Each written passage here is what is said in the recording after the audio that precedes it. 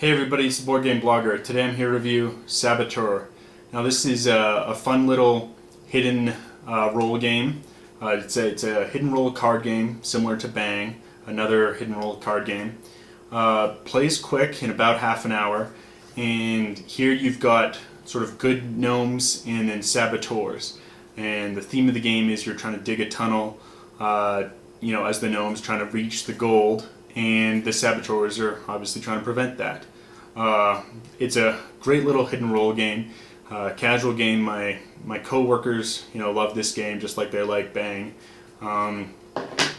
Rule book is pretty well laid out. It's just one kind of sheet, double-sided, and it's easy to pick up the understanding of the game. The game seems pretty well balanced between saboteurs and good gnomes. I've played the game maybe 15 times, and it seems like there's a good mix of when the saboteurs win and when the good gnomes win. So I think it's pretty well balanced in that sense. One of the advantages it has over Bang is basically you just play till the cards run out, so it really is time limited. It's not like Bang where the game could keep going and going and going because people are getting injured, they heal up, and the game plays much quicker than Bang, and I kind of prefer this to Bang because of that. But there are unique aspects to Bang that this game doesn't have. But why don't we take a look at how this game actually plays. So here's the game on setup. This is sort of where the gnomes start digging, and these are the goals that they're going for. It's sort of a 3-card Monty. One of these cards has gold under it, the other 2 are coal, and the gnomes are trying to simply dig a path there. We'll have started off by dealing out different rolls. Now, for simulating, say, a 5-player game, there's going to be 6 cards from the draw pool. There's going to be 4 gold diggers and 2 saboteurs. So you could get either a saboteur card that looks like this gnome with simply saboteur written on it, or another type of gnome. Once those are distributed, and so here there could potentially be 2 saboteurs, or there could just be 1 saboteur. It's going to vary based on how many get dealt out. So there's going to be a draw pool of 6 cards, only 5 cards are dealt. So we'll deal out the cards, and then you have action cards here that can actually affect sort of how the game is played. So you would have a piece like this, which you could place down like so. You could not place a piece like that. That would be an illegal move.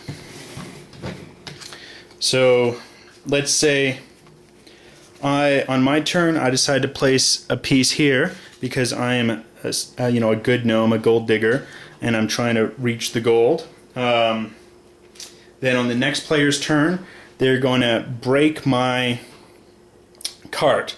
So I'm going to play that out, and that's going to be in front of me. And as we can see here, there's this cart with kind of a no symbol.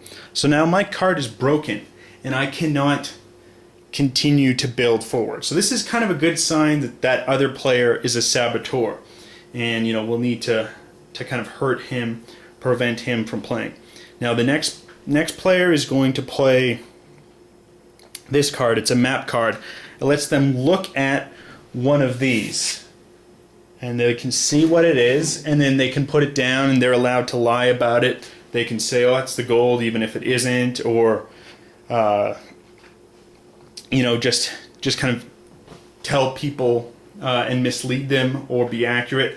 And this kind of leads to the feeling of paranoia amongst the other players that, oh, who's the saboteur? Who's doing this?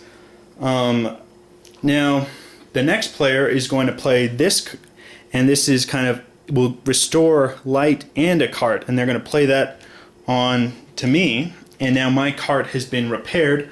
I'm allowed to continue building. The next player will play a piece here. Oh, it's not going straight forward. Maybe, what are they planning? Are they a saboteur of some kind? And now it's back to me.